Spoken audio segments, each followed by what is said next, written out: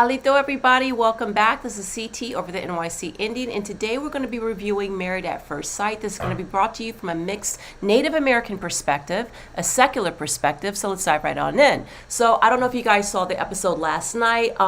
So this one here was like, it was a little bit more interesting than before. It was very slow last week. Hopefully you guys can hear me okay. If you can't, just put something in the chat, let me know.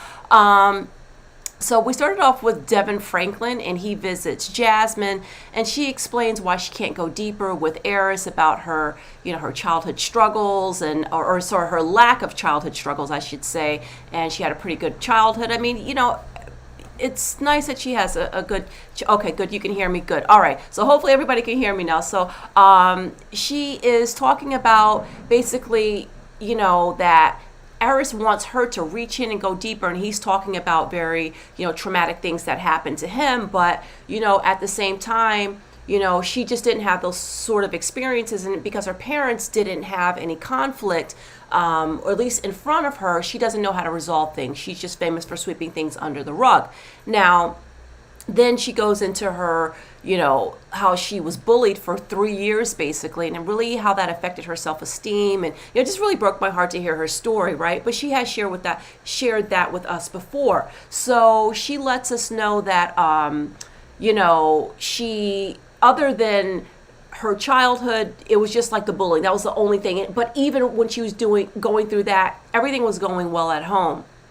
So then, Devin says, basically, Eureka, that's the light bulb. That's what you went through. That was your struggle. That was your trauma. And that is directly affecting how you are navigating your relationships now, avoiding conflict, not speaking up, just kind of letting things go. And, hopefully that was some sort of revelation for her and something to kind of think about. Now, I don't think any kind of revelation is going to help the situation, because it just seems like Eris is just too checked out and just too, I guess, I'm not into her kind of thing. So it's not going to work out. But, he encourages her to speak up more in front of Eris and, speak her mind a little bit more. So then we go over to Chris and Nicole. So she starts expressing her needs, what she feels like she needs, in the relationship, and what happens when she is experiencing sadness or doubt or fear, and, when to leave her alone, when to come get her. And Chris is getting a little bit confused, because he's like, wait a minute, we just got married. Can we just enjoy some time? Do we have to always be talking about, this and that? I mean, that's what his face was looking like, oh my God, here we go again, right? Because with Nicole, every scene we have with her, everything turns into this really big therapy session. And sometimes you don't always want to, be in that heaviness all the time, right? You're a new couple. You're supposed to be laughing and kissing and, telling each other's little jokes and finishing each other's sentences, while you're still figuring out what each other likes and things like that. So I've come to the conclusion that with Nicole, that I think she's just basically a neurotic person. You know what I mean? She's good-hearted, she's warm, she's caring, she's very thoughtful, but the way she worries is just so, it's just on another level, basically, right? And I think that really has, her past relationships have really affected her, just I don't know. She's just so neurotic. Is this okay? Is that everything that you tell her? You could tell her that, oh my God, your hair looks beautiful today. Nicole, one thing Nicole really has going for her, right? Nicole, physically, Nicole has really beautiful, full, thick, long hair, right? If you were to say to Nicole, man, your hair is so gorgeous today, she'd say, thank you, but but I thank you for saying that. It's like she's still polite and saying the right thing, but she never believes it when someone loves her. She never believes it when someone tells her she's worth it. She never believes it when you tell her you're enough. He told her that he loved her, that he said to Pastor Cal that he finally feels like he's starting to fall in love with her. And, she seemed happy with that. But, within the back of her mind, she's still thinking, but is he really? She's constantly doubting him too, so that even though she has expressed that it's all her, it's not you, Chris, it's me, I'm doing this, it just feels like there's a lot more work that Nicole needs to have or to do before she maybe gets into a marriage. They're already already married, so, they got to figure it out. But she needs to work on that ASAP, because she's going to just like scare the guy away, right? Who wants to always be in the deep end of the pool, right? Sometimes you just want to be playful and stuff like that, just get out of your head. But I know it's easier said than done. It takes a lot of work. But Nicole, just like pump the brakes with all that stuff. It's just, the constant, people that need constant reassuring and constant validation, they are draining, right? That can be very draining. So she just needs to know that she is enough. Nicole, any man would be very, lucky to have somebody like Nicole, because she just gives her all. Like, she is the true definition of what someone, who really gives everything, gives all of themselves in a marriage, So when times are down and stuff like that, you want somebody like Nicole, because she's going to have your back no matter what. But, she's got to work on herself part, the part of the relationship that's herself, not just, always validating someone else. She needs to understand that when people say that they love her and they care for her, that she needs to believe it, So she has a lot of work to do. Nicole has more work to do than I thought. She kept saying in the beginning, because I'm so much. But I thought she meant like she's so loud and she's so, she's always using the wrong words or always offending. She's not. When she says she's too much, I think she's saying that the way she expresses her feelings or her doubts and stuff are so constant that she realizes that can push a person away. So as you're verbalizing that, you are actually setting up the path for pushing someone away. So don't push them away. Okay, hey Susan, okay, good. I'm glad you're here. See, yeah, listen, you guys know me. I really thank you guys for your patience, because, technology. I'm over here like, with beads of sweat each week, like, oh my God, did I press the right button? Is everything plugged in? Am I connected? Because, anyway, so now we go over to Kirsten. So Kirsten talks to her mom about, she talks to Shaquille's mom about the conflict that they've been having. And Shaquille's mom is like, you gotta, support him more. He was really let down, and, he feels like you're not giving enough of yourself. And she's like, well, we've been working on that. We're trying to communicate. Kirsten is already at a point where now she's starting to open up. She is like at, let's say maybe a few days. Okay, so the next scene or next couple of scenes, they're 10 days before decision day. So what are they? I don't know, like maybe 13 days before decision. Let's say 2 weeks. We'll just say 2 weeks, right? So she now at 2 weeks before decision day is at where people are at normally on a better season, where people are actually attracted to each other, or at, during the first week, let's say after the honeymoon. So she's getting there. I don't think she'll ever quite be there, but at least the opening up part for her, I think, was extremely slow.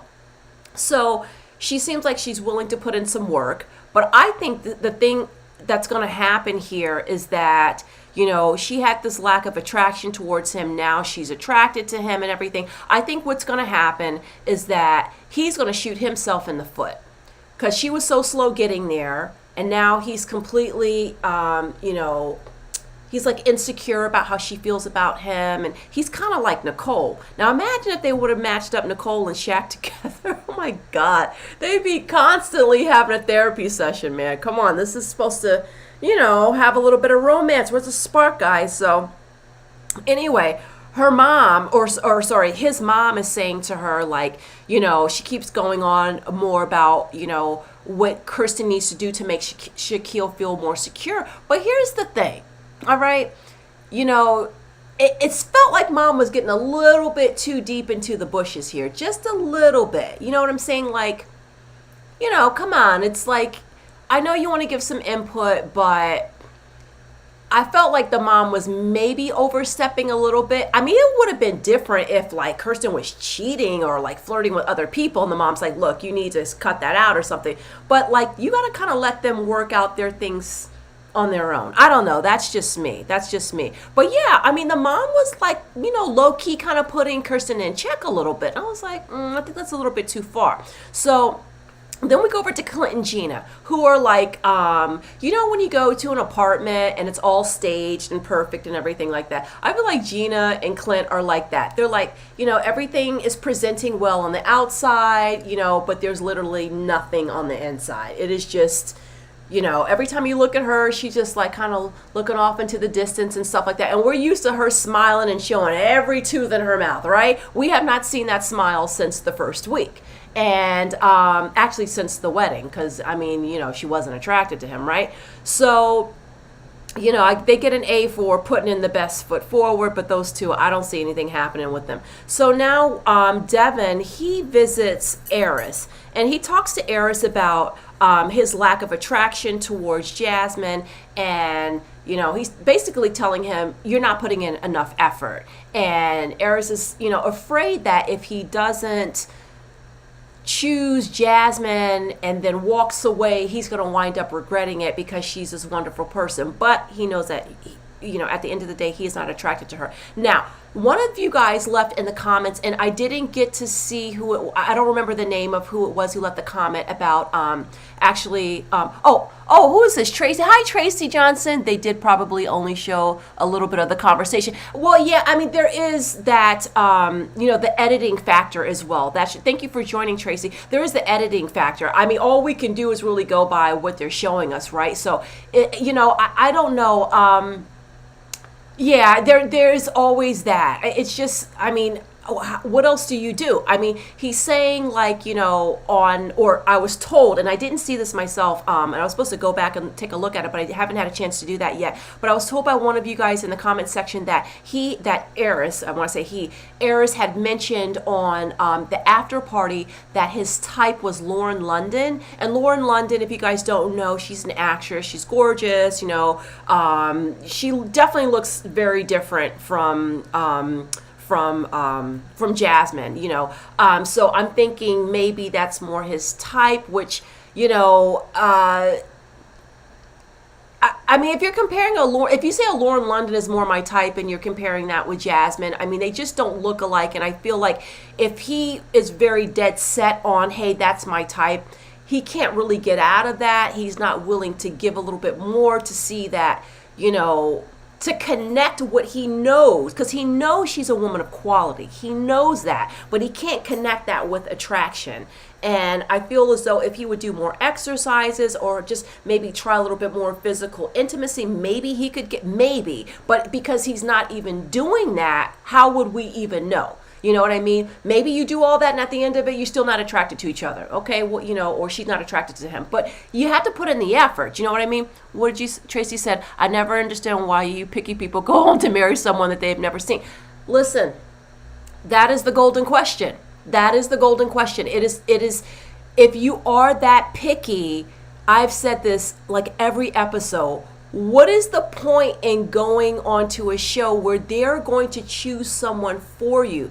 Because more than likely, the person that they choose for you is not going to be someone that you would normally go for. What they're trying to match you up with is the personality traits that you said that you wanted to have in a person. Not the person's hair color, or not the person's, if they have freckles, or, if they're tall or short or curvy or whatever. So you have to go into this with an open mind. So in that case, you get someone that's not going to be your type, and the odds are that they probably won't be, then, don't you still open yourself up to the process and to what they say, like the different exercises that you do to try to build intimacy? Because what you were doing before obviously wasn't working, so that's why you go into an experiment like this, right?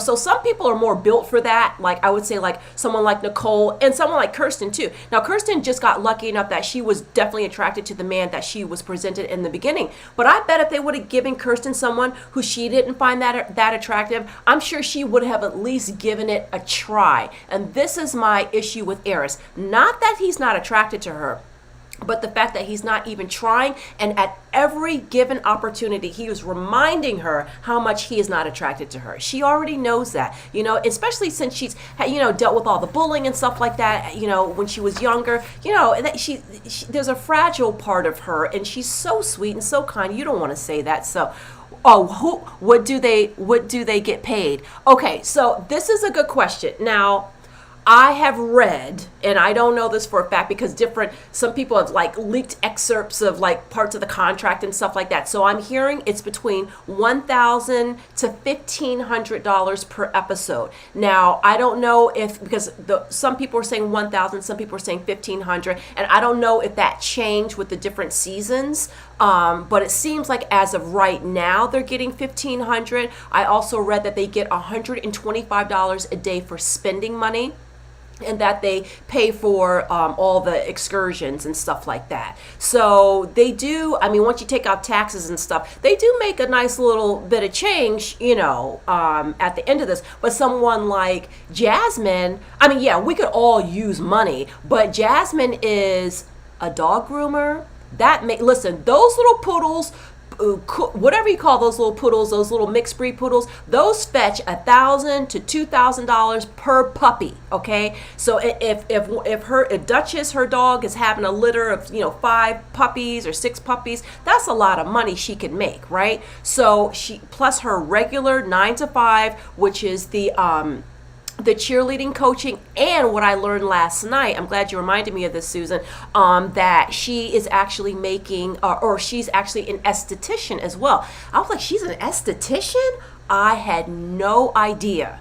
So, it kind of makes sense that she's in the beauty, that's all beauty stuff, right? The pageants and the esthetician, that's like something that someone who's been bullied or something, that it totally makes sense. I went into the beauty industry as well. I loved it. I thrived. It was a great, great career, great environment, because I went through the bullying. I went through the self-esteem issues, the identity issue, all of that stuff. Oh my God. So it really makes sense that she was into that. But getting back on track with her several streams of income. Okay, Jasmine definitely went on this for love. She doesn't even need the money. But Eris, he's a software developer. He doesn't need the money either. But at the same time, I'm thinking maybe going forward, it's just like, okay, well, we're just going to keep filming because you know what? Hey, listen, I don't want to, if it is true that they get fined for not finishing out the process. But I also heard that they will get fined if they drop out and completely like disappear. But if they say that they don't want to be with the person, but they still continue to be filmed when and wherever they are asked to be filmed, then there's no penalty towards that. So, this is all conjecture. This is people posting stuff on the internet. I cannot confirm. All of this is all alleged. So anyway, moving on. So then all the couples go to this whiskey spot, and it looked really cool, right? Tennessee, that's like their thing. They're known for their whiskey. So of course, Nicole is leading the entire therapy group, right? She's turning into a therapy group right away. And she just starts off right off. All right, Jasmine, I'm going to need you to do this.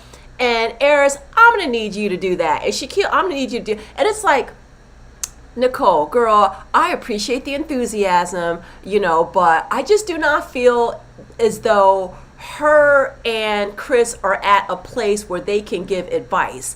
Nicole has a lot of work to do, and I feel like maybe one-on-one you can kind of have that kind of thing, but kind of leading a group, like, just because you guys have the best physical attraction does not mean that that necessarily you're going to be qualified to give the advice. That would be like Clint. Remember when Clint was trying to give all the advice? It was like, Clint, now come on. Are you serious, Clint? So, right? She's the little boss in the group, right? But, listen, I get it. She's a New Yorker. You know what I mean? She just kind of, she's a little, she takes charge, and she kind of has that part of her personality. But I'm like, girl, you need to pipe down a little bit with that. So then Shaquille opens up in response about how he's struggling, or how he's had mental health struggles, and how he feels unheard. And, I kind of, so this episode really did give me a little bit more of a solidified opinion, because my opinions, listen, I could be talking shit this week, and then next week I'm like, oh, wonderful, they're doing great, whatever, because things change, right? And as you guys said in chat, like, we only get to see a portion of these conversations. We don't really know what's going on 24/7 when the cameras are not following them. So but I feel like I am coming in with I'm like narrowing it down to a solid decision when it comes down to Nicole and Shaquille. So I already said that Nicole, I feel like Nicole displays symptoms of neuroticism, right? Just a very neurotic I knew so many people like that in New York that was like, oh my God, oh my God, what time's the train coming? Oh my God, oh, I forgot my money. Oh my God, he never called, he texted, and they talk a million miles a minute. And sometimes it kind of has to do with the environment a little bit too. But with Shaquille, now Shaquille is not from New York, right? Shaquille is he's a complete opposite. He's from Mississippi. So he's very slow and, he thinks about things before he says, not to say that Nicole doesn't. He takes his time. He has a very different pace, very different personalities. It takes a lifetime to know a person. That's very true. And I feel that with Shaquille, when he revealed that he had mental health struggles, to the degree that he did, it kind of made sense. Okay, this is, because I don't want to be too harsh on him, you know what I'm saying? But it's like he needs so much from her. And she was so slow to get there. And, she's not as an in-depth person as he wants her to be to begin with. I mean, Kirsten is a little bit more surface level. Let's admit it. Kirsten's kind of like, like cute and like, that's Kirsten, right? Versus like Jasmine, who's a little bit more in-depth, but she just doesn't talk about it. So I think that because he had some struggles, that's seeping, kind of like with Nicole, it's seeping into the relationship, and he needs so much validation. And Kirsten is not, I don't feel like she's really the type to do that. It feels like it's turning into a job for Kirsten to keep him uplifted, right? You always want to uplift your partner, but it shouldn't be a therapy session every day. What did Tracy say? Shaquille obviously needs a lot of attention due to his mental stability. I think, and that's his words, right? That's him admitting, to us. And I think that, last night I really took a step back for a second, and I, kind of paused the TV, and I had to really think about that because, we on one hand, I'm up, like here on YouTube talking shit, right? Oh, he's whining and stuff like that. But now that he's expressed something, I think is very important, especially for men of color who feel as though they always have to be so strong and they always have to be so alpha and they can't show their emotions. I think, he did a service to people showing that vulnerability. I just feel as though that Kirsten is just not the right match for him because, she doesn't go quite as deep, and he needs somebody who's going to be very patient and someone who's going to he needs somebody like Nicole, but who has like a little bit more self-esteem. Someone who's always lifting up. You see how Nicole always uplifts Chris? Anytime Chris says that he has an issue with his body or, he was, feeling so insecure because his last girlfriend wouldn't even touch him and blah, blah, blah. Like how she's always right there. She grabs his little hand and she just like, oh no, you are wonderful and you're worth it. That's what Shaq needs. And Kirsten is really not that. And I really, my initial predictions about who was going to stay together and who wasn't going to stay together from the very beginning, I always thought that Shaquille and Kirsten were not going to work out. Tracy says Kirsten might be a little too self-absorbed to give Shaquille what he needs. Yes. Yes, I would have to agree with that. I would definitely have to agree with that. He just needs a different kind of person. But in addition to that, he needs a little bit of work, right? And we all can use who can't use a little bit of therapy just to kind of figure things out and help us kind of process things. But it sounds like he was really struggling for a while, and I didn't really understand. I really didn't quite get that. So she has high expectations, also immature when she said, I want a house, etc. So, all right, okay, Susan. All right, Susan. Now, this is where this is where I have a difference of opinion, you guys. All right, now. Is she immature? Yeah, I think so a little bit. I do. She's just not deep. To me, she's just not a very deep person. But the house now, I do feel as though it is okay to say what you want, to say what your expectation is. If she expects him to buy her a house, then she needs to let him know that right away so he knows what to expect. Oh, she expects a house, and then he can process that, whether he agrees with it or not, or how they would pay for that or not. But the thing is that I just feel as though when she said it at that time didn't feel like a time where they were quite solidified yet where he would feel like, oh, she wants a house, no problem, because, some women expect their husbands to buy, homes for them or whatever. So, I mean, but that's okay. It's okay. Yeah, but yeah, the attitude, the way she said it. I mean, well, I feel as though I didn't have a problem with the way that she said it. If she had opened up a little bit more and had gone deeper with him and had opened herself up more to him, you know what I'm saying? Like, if you're just like, don't touch me, forehead kisses, and stay away from me. I'm not attracted to you. But I want you to buy me a house. Then I'd be like, okay, now come on, now that's unrealistic, right? But it's okay. Because we're all getting different things from these different people, right? And I understand that. So then Nicole addresses, when she addresses Shaquille and Kirsten, like directly, you could see like that hit her nerve with Shaquille. And Kirsten's like, okay. And then he's like, I've had it. So he storms out. He goes outside, right? And she's like, what's going on? And he's like, basically, I need you to validate me. I need you to do this. I need you to do that. And all you said was okay. You didn't, people that are not even part of our relationship have more to say than you do. You're not trying. I want more from you, right? So, she's like, I'm trying and I'm going to be this, I'm going to be that. She just needs someone Kirsten needs a different partner and Shaquille needs a different partner. That's just the only way I can say it, right? So, I felt like, when he started to talk about, the reason he wanted her there, that he felt like, actually, I found out that I wasn't able to graduate and I needed that extra support and I needed you to have been there. But Shaquille, why does she have to go on every business trip with you? I mean, I understand it's a new relationship, but I don't feel as though that she has to do that all the time.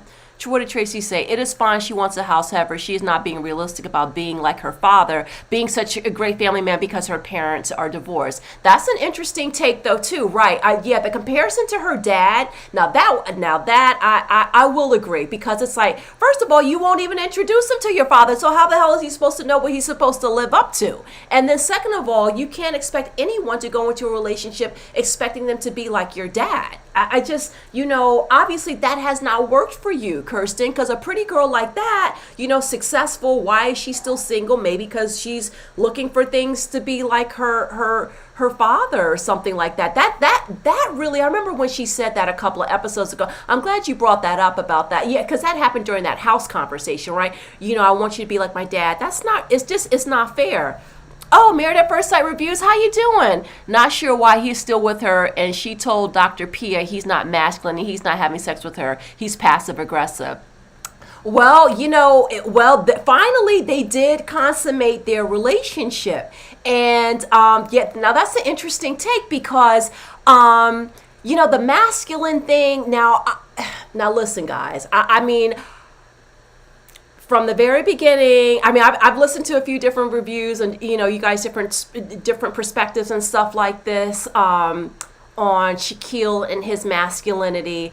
I want to be fair, right? And I understand what she means because I noticed that right away when they first introduced him. And he's soft-spoken, he's kind of quiet and mild-mannered. And, and that's not to say he's not masculine, but he's not masculine enough for her. Right? And I'm hoping she's not looking for like a toxic masculinity. We don't want that, right? Kirsten is passive aggressive. Kirsten is passive aggressive, not Shaquille. So I think that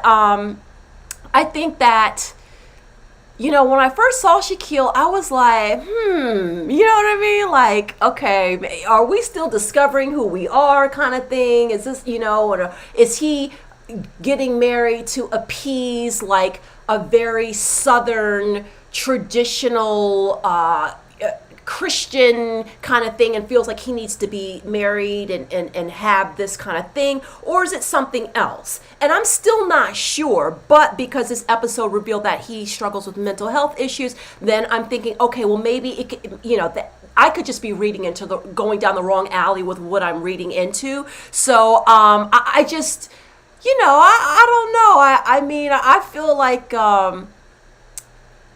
I feel like he's attracted to her. Now, don't get me wrong. I definitely feel like he's attracted to her. But I feel like the masculinity part of it, you know, the women that have come on the show typically want, well, let's keep it real. Typically, the Black American women that come on the show typically want a more masculine man.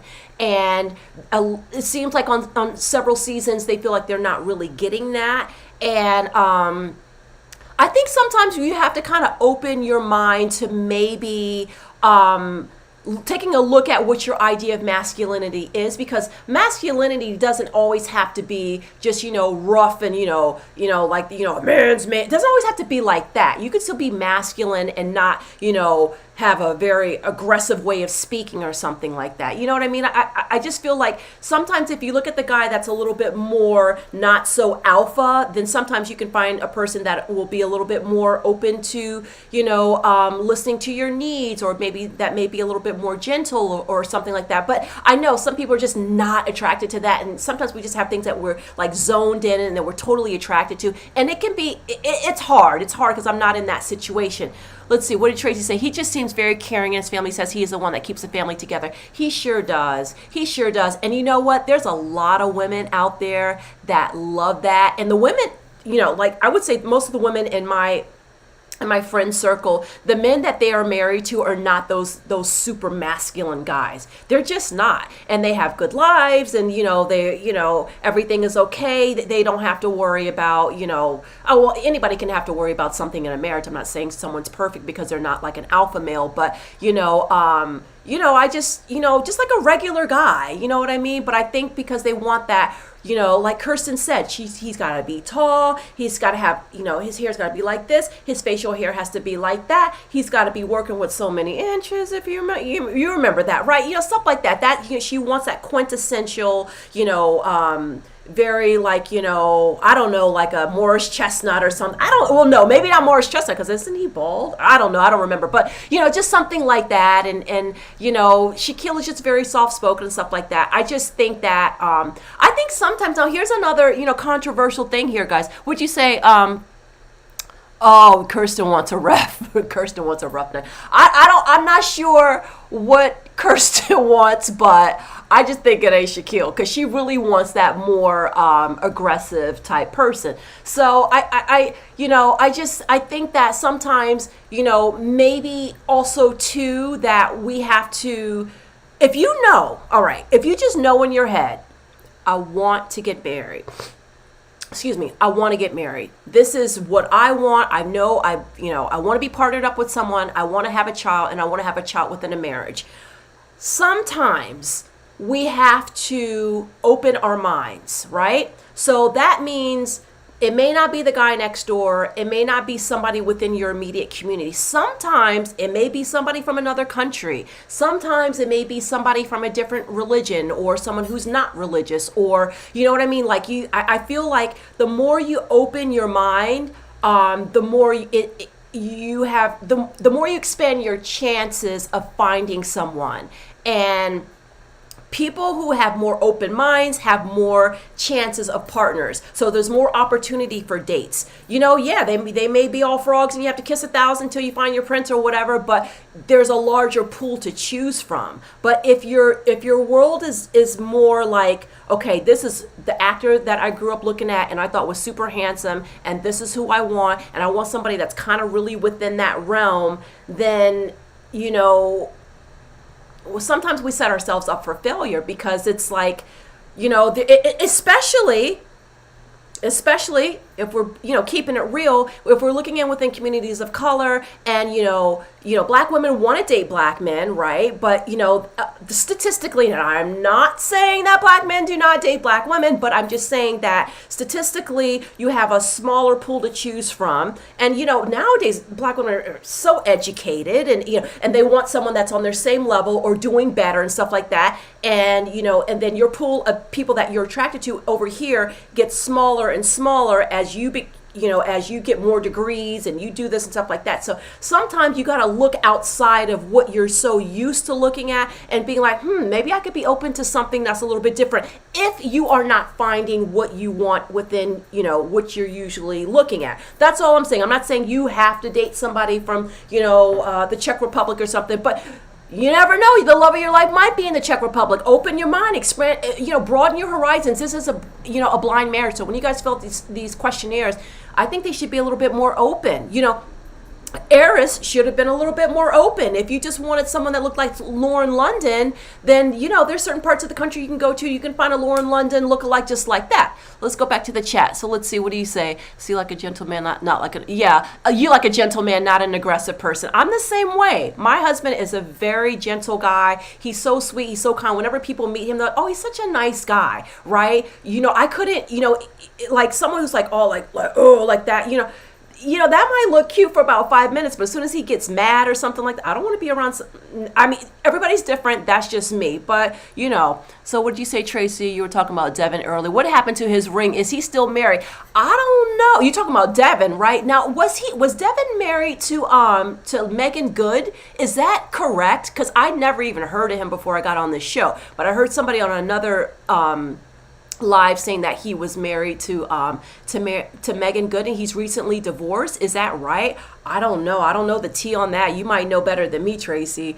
But so let's see. Okay, so yeah, so then they come back in after the talk. They had this, serious talk, Shaquille and Kirsten. They go back into the little counseling session, the group counseling session, and next thing you know, Kirsten and Shaquille reveal that, okay, all right, we talked about it, we're working on our stuff and everything, and we have consummated our marriage. And it's like, oh, okay, finally. So something has been happening behind the scenes that we, maybe weren't seeing, or possibly, it was it looked like it was leading up to, because she said a couple of episodes back that she was, open to it, but it felt like every time there was an opportunity, Shaquille would get into his head and be like, but I need more of this from you and I need more of that from you. So Shaquille is like one of those men who needs like 100% of your heart before he can open his body. Some people, not all men are just like, okay, just dive right on in and we can, do what we got to do and blah, blah, blah. Some men are like, can be like some women where they need that emotional connection 100% before. And we're just not used to seeing that, right? And that's okay. I mean, that's okay. So, but okay, they consummated their marriage. So now that gives us a little bit more to work with. You know what I mean? So now she knows what he's working with. Remember, she had all her little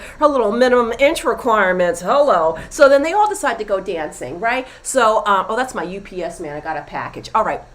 So they all decide to go line dancing. So as they're having a good time and everything like that, it probably happened when they did that body painting. You know what? Listen, I thought that it could have really went down during that body painting, Tracy, but he just kept talking about his feelings.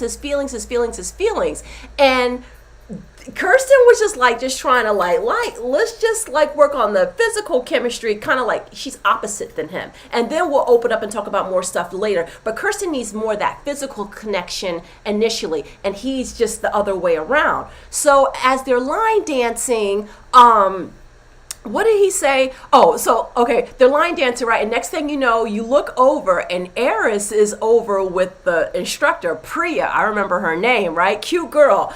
And next thing you know, she's like, Kirsten, or not Kirsten, but Jasmine, she storms off, she walks out, and she's like, I'm done with this. I'm tired of, keeping my mouth shut. I'm speaking up tonight. Why is he over there dancing with her? He's supposed to be dancing with me. And she really felt hurt by that. And, poor Jasmine. I'm like, Jasmine, girl, he is not into you. There's nothing you can do to make him into you. And I feel so bad that you got cheated of this experience. My heart goes out to her. But don't even waste your energy on Eris. But whatever. She should have just gotten out of this. We would have given her a free green pass. Collect $1,000. Do not pass go out of this, because what more can she do? So anyway, he goes outside, to see what's going on with her. And he goes, he's like, no, I mean, yeah, I was dancing with her, but she's not the usual type that I go for anyway. So here again comes his language of she's not my type. He always like to say what type a woman is. So, and it's like, Eris, that's not the point.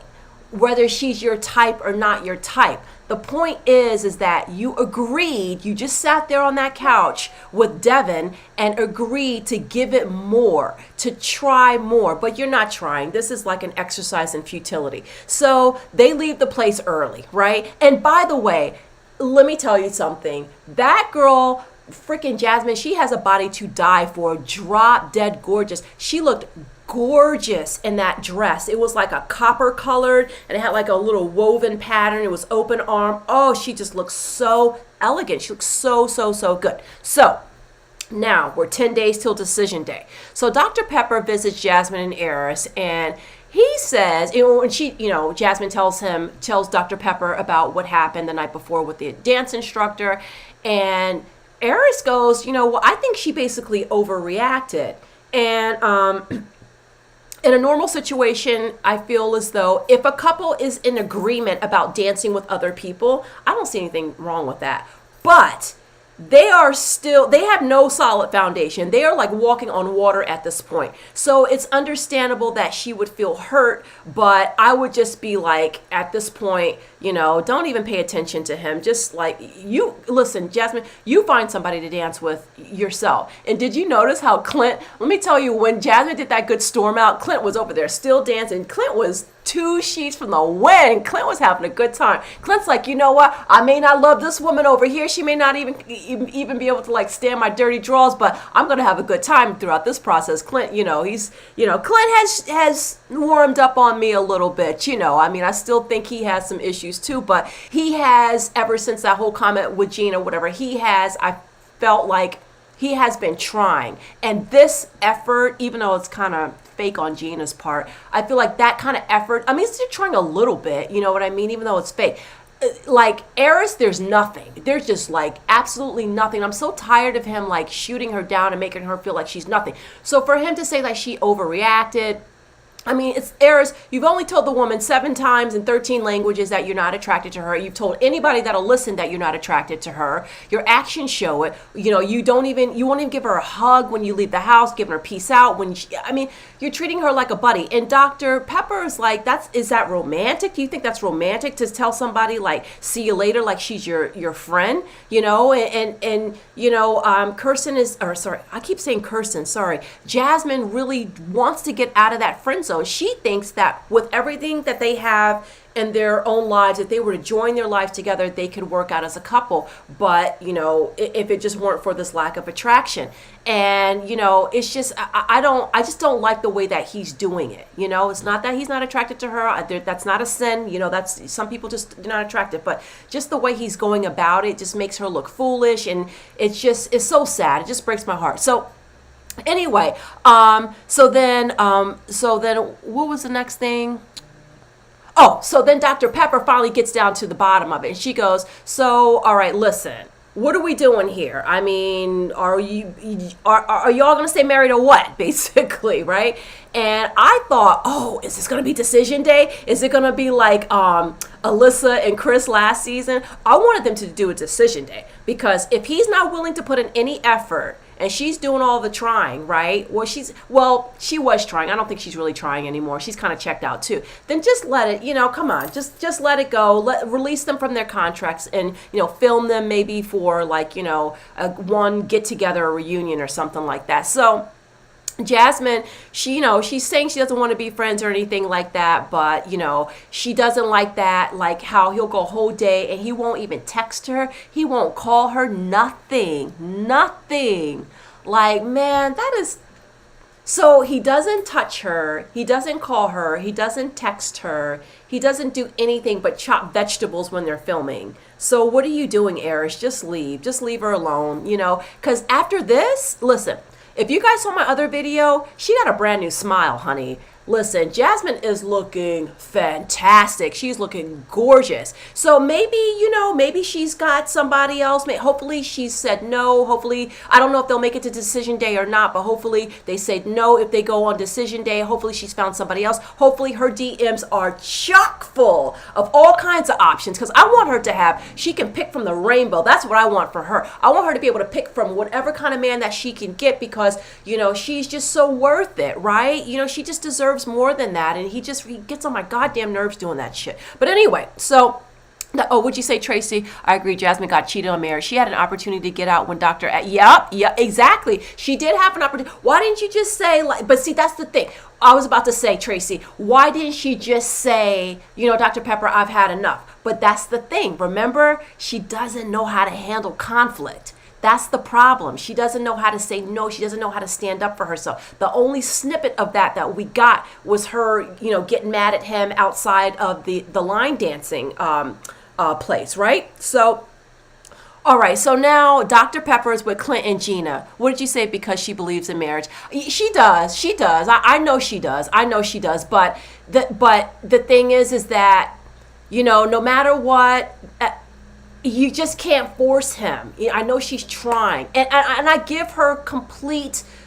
I give her complete credit for up until the point where she stopped trying.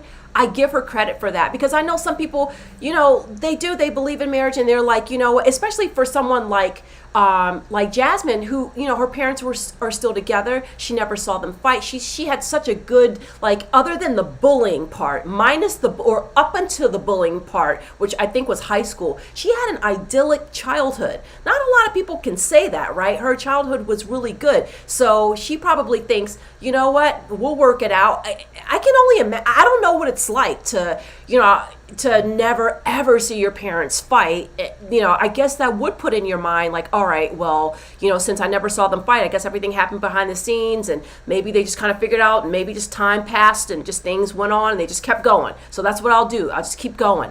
So, it's hard, but I feel as though she has tried. She's had enough time, and I'm so tired of seeing her in tears. I'm so tired of seeing her hurt, because I believe she feels she deserves so much more, and I really, really, really hope so much for her, more than anybody out of this season. I really hope that she finds someone that is going to be good marriage material once all of this is done.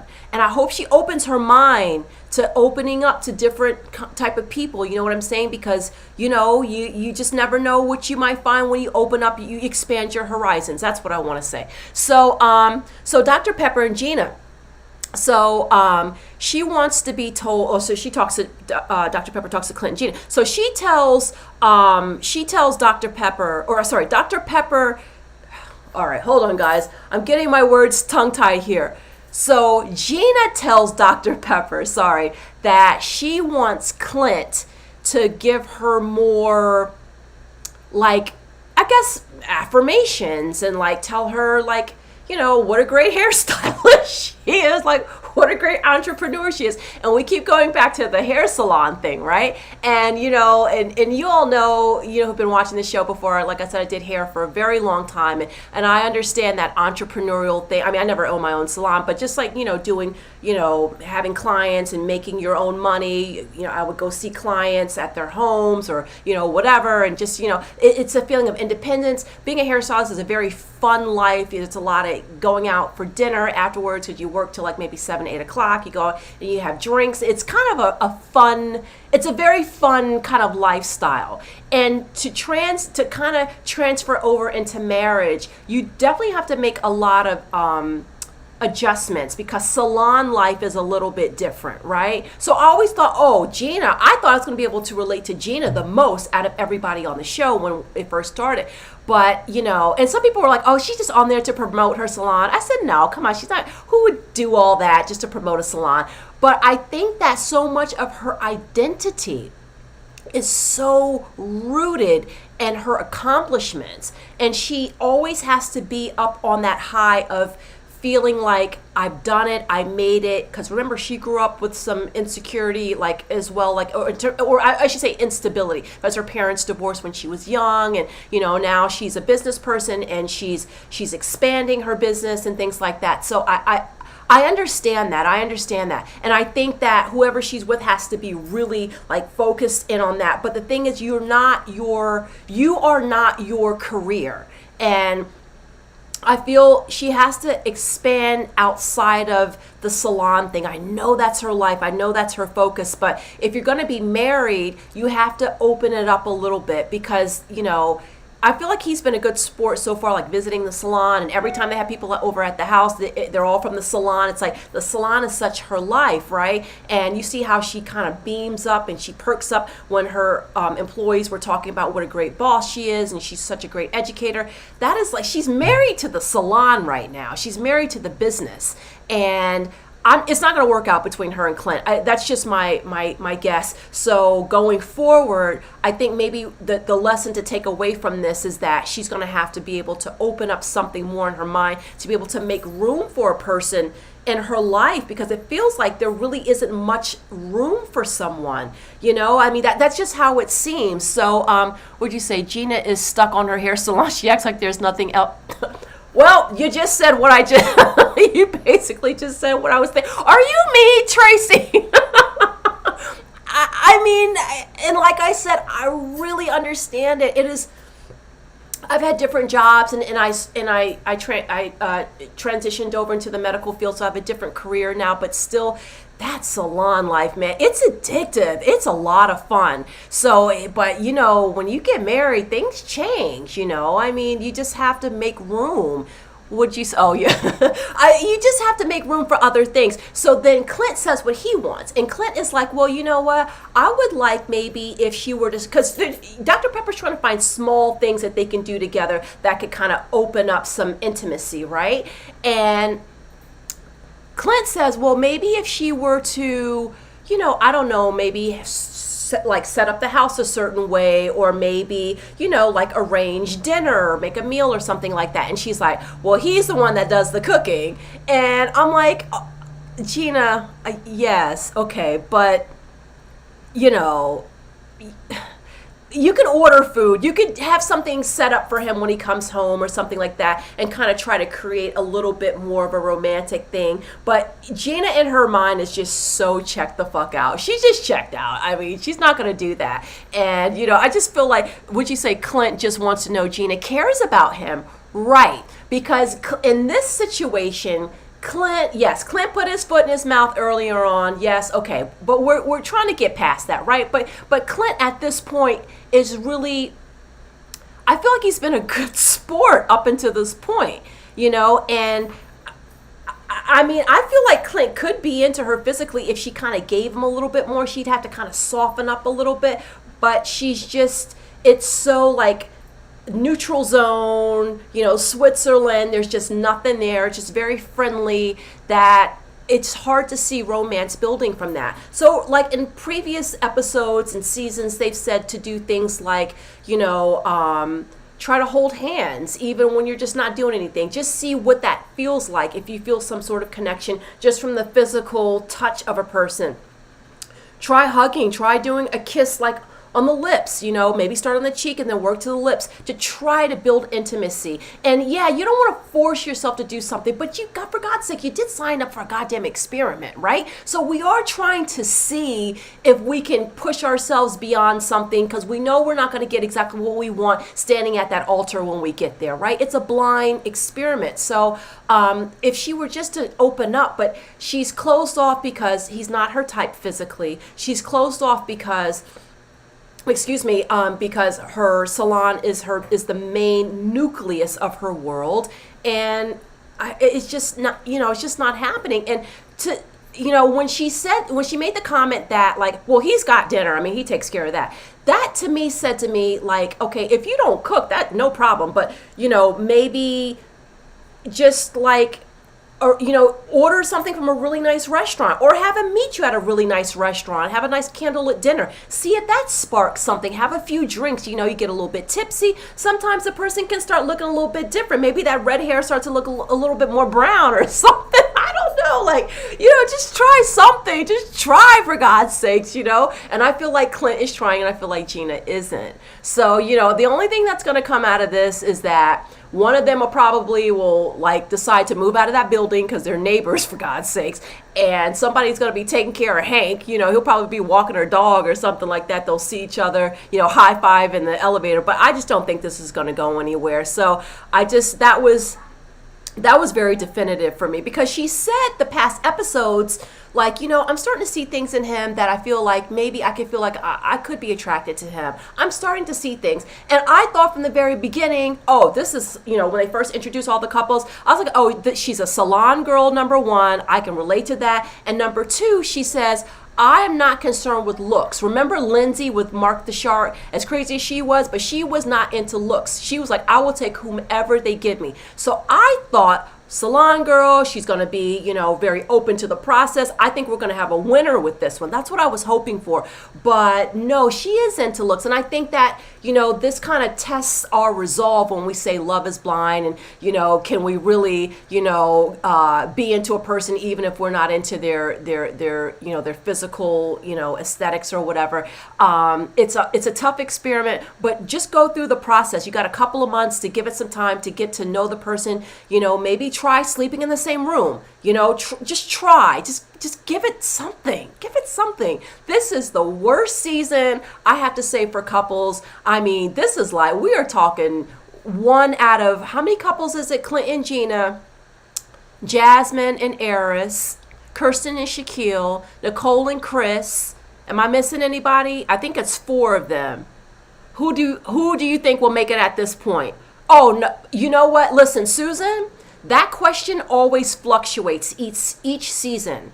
So I always make a first prediction during my first episode, and then at the end, I always am able to compare if, how many I got right and how many I got wrong. This season, my prediction has not shifted, not one iota. Some of them I was a little unsure of, but still the ones I was unsure of still was more leaning towards no. The only couple that I thought would make it from the beginning was Chris and Nicole. And there were even some times that I thought, like, I don't know, Chris, I don't know. Because the way he wanted her to renew her lease and all of that stuff, I was like, I don't know what's going on with Chris. But I do still think at this point that they'll make it. The other ones, I don't see it for any of them. None of them. One couple left early. I think one couple will stay together. Oh, yeah, that's right, Tracy. That's right. We're forgetting about McKinley and, oh, goodness, McKinley and Dominique, right? So I've been waiting to see them again. They've been, trickling out these spoilers. They trickled out those spoilers way too early, because I was sitting on the edge of my seat to see what's going to happen with Dominique and Mac and Clint and all these other people. They spoiled that like 7 episodes ago. So I've been waiting for that. And then I'm sitting through these long ass 3-hour therapy sessions, which is driving me nuts. Okay. So I said, all right. I'm just going to be patient and see what happens. So, the preview that I saw last night, I think that was for next week. So I hope we're going to be able to see Dominique and Mac next week. So yeah, you're right. So we have 4 couples that are left, but initially there were 5 couples. So yeah, the Nicole and Chris are the only ones that I think will make it. I do not see Clint with Dominique. I mean, compared to, listen, yeah, I guess so. I don't really see Clint with Dominique either, because I feel like neither one is really each other's type compared to what they said that they usually like. Now Dominique, she wants the alpha male also, right? But she wants like the Bubba, you know what I mean? She wants the man, that'll go in the swamp and catch that catfish with his hands, and she'll go home and fry it. That's what she wants, right? And there's nothing, listen, whatever you want, that's fine. There's nothing wrong with that. But you just got to be open when you go into the show that maybe, catfishing, catching Bubba didn't work for me before, so maybe I need to try something different. And Mac was so different, being, from Michigan, and like, he's just like, your typical, I have a lot of family in Michigan. He's just like your typical Michigander. He really is. And, I think that culturally they're so different because she's so outdoorsy, and she looks like somebody who likes to do like 4-wheeling and, going out in the mud and hunting and stuff like that. You see how Dom dresses, right? She almost dresses like a woman in her 40s who's just kind of casual going to Walmart or something. She's very laid back and stuff. And I think Dom is slightly a little bit more polished, and plus Dominique is still quite immature, I believe. So yeah, I am just dying to find out. Please, please, TV gods, give us something good. We've got to see that freaking episode. I'm done with the therapy sessions. We all know who's got what and who needs what validation and who suffers from childhood, blah, blah, blah. We got all that. Thank you. Noted. Let's get to the juice, right? I'm so terrible, right? Trying to make this salacious is terrible. Dominique needs to mature a little bit more before marriage. Definitely, because she was out of there in a second. I mean, she didn't give it enough time, I felt like. And I understand that there were things that she felt. Now listen, I do agree that she felt like, hey, why are you living in your parents' basement or something, or your friend's basement? Okay, that's fair. That is a fair thing. If you're going on this show, you need to at least appear as though you have, X, Y, and Z. But he has money saved up from his former cannabis business, as well as he is a project manager in construction. So, and Pastor Cal said, we double checked. This man is not broke. He has money.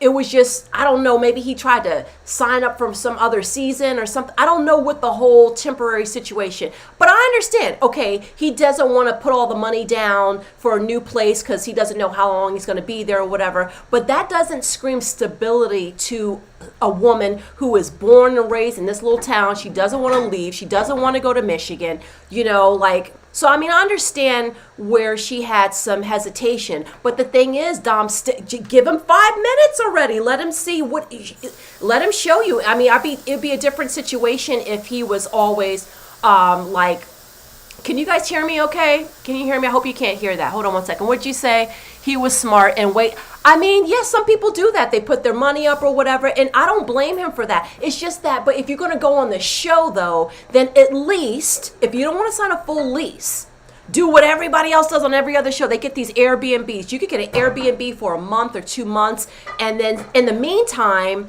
have her go back to Michigan, show her what your house looks like there, just to show her that you are stable. So it just, for someone, as a stranger, it can seem very unstable, because she's just getting to know you. But I feel as though that, because I see it on both sides, I just feel like Dominique should have just given it a little bit more time.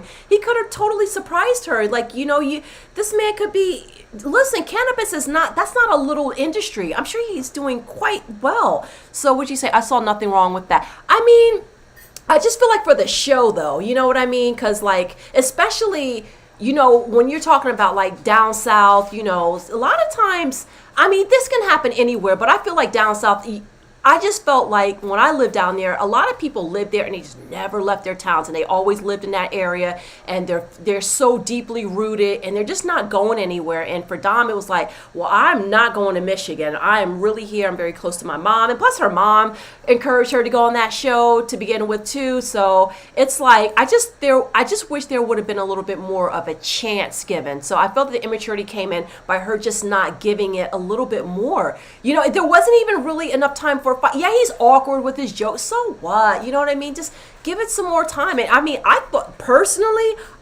McKinley was a very nice looking man. I mean, I was like, what's wrong? I mean, what's the problem? I mean, I don't get it. But, to each their own. But I think she was just not ready for the process, Because we see with the other couples, even though they're not really feeling it, at least they gave it 2 months, and then they can call it quits. But Dom was out of there before the boxes were unpacked. That was just crazy.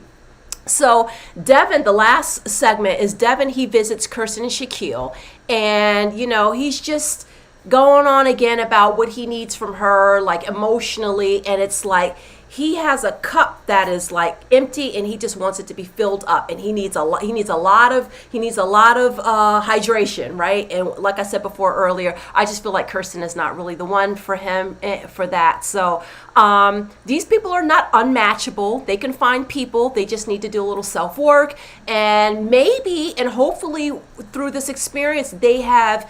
Well, how can you not learn a lesson? Sometimes people don't. But when you have the camera on you and you're watching these episodes and you see yourself, it's like, oh, do I come off like that? Oh, okay. I mean, sometimes my husband will say, oh, you don't see yourself when you say this or say that. And it's right. We cannot see ourselves. But when you're on camera, you can see yourself. Oh, I made that mean face, or, oh, look how I reacted to that, or something like that. So hopefully there can be lessons learned, and they can meet people that they're more compatible with. Shaquille probably needs some, no, Shaquille definitely needs some counseling. That's a definite. That's a definite. And that may be an ongoing thing that he needs to do continuously to kind of get to a good place, because that, that's hard. That's hard to have someone to have to kind of constantly be, making you feel good. And to me, that's tiring. I couldn't do it.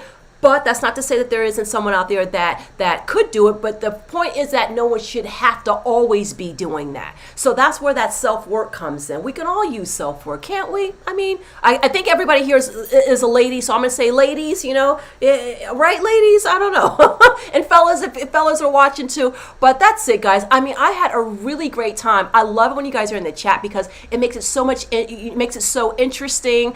Some days it's just me and Susan, and we're just chatting up, but it doesn't matter whether it's one person or 5 people, hearing different perspectives. And it's interesting, right? Because like Susan was saying, well, I was okay, I wasn't okay with the house part. Or you say, hey, well, this person's immature, this person's passive aggressive. We all have different opinions, and that's okay. There's no punishment for having different opinions. We're all respectful, and that's what I think makes it really cool. It makes it really diverse opinions. So that's it. That's my secular perspective. You guys know, this is a marriage show, but I'm coming at this without any religious filter or anything like that. So that's just pretty much how I see it. And we'll see what's going to happen. I'm just praying for a good episode next week. I will subscribe and come back. Thank you so much, Tracy. I appreciate you coming on here. I really do. It's so nice. It kind of makes my day. It really does. So, all right, that's it. I think that's all I can say. You're welcome. Great chat, Susan. Thank you so much. And I will see, Susan, I'll probably see you again pretty soon, right? Hopefully. So I will be back on Saturday for Love After Lockup, and I'll be back on Monday for Married at First Sight, for 90 Day Fiance, The Other Way, and for Seeking Brother Husband, honey. Because listen, this channel over here, I'm not sure typical, I do all kinds of alternative lifestyle stuff. I just like to do stuff that's different. I'm not, doing all the same show. I do some of the shows that other people do too, but some of the shows that are really nutty and crazy, I absolutely swim in those waters because it's delicious and it's just fantastic. So I did last week's 90 Day Fiance, The Other Way, and Seeking Brother Husband. My little boy, he photobombed me, so we cannot have our kids out here on YouTube, so I had to take those down. So unfortunately, you can't see those episodes, but I will be coming with fresh episodes on Monday, and I hope you guys are gonna have a good weekend. I hope you get some relaxation, get your hair done, your nails done, kick up your feet, do whatever you want to do. Yes, getting better. The other shows are good too, right? So that's it. All right, take care, stay safe, and chipisa lacho.